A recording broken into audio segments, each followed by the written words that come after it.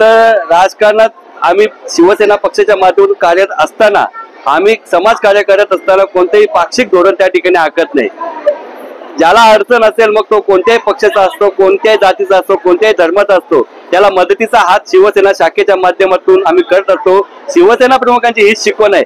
त्या शिकवणीच्या आदेशाने आमचे शिवसेनेचे मुख्य नेते एकनाथजी शिंदे साहेब सुद्धा कार्यरत आहेत। आमचे श्रीकांतजी शिंदे साहेब, आमचे खासदार नरेशजी म्हस्के साहेब सुद्धा याच पद्धतीने कार्यरत आहेत। त्यांचा आदेश आम्ही या ठिकाणी आणि त्यांनी दाखवलेली वाट त्याच वाटेने आम्ही कार्यरत आहोत।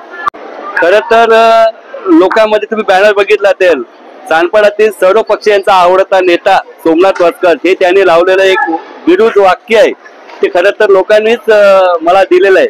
चांदपाडात समाजसेवा करण्याचा एक आनंदच वेगळा आहे। इथलं आमची जी राहणारी लोक आहेत त्यांचं खरोखर माझ्या प्रेम आहे। आम्ही अडचणीच्या काळात किंवा हॉस्पिटलच्या काळात मग त्यांना पोलीस स्टेशनच्या काळात त्यांना जी मदत आमच्याकडून होत असते शिवसेना शाखेच्या माध्यमातून आम्ही सदैव कार्यरत असतो। आमच्या शाखेत सदैव लोकांच्या हिताचे कार्यक्रम राबवले जातात।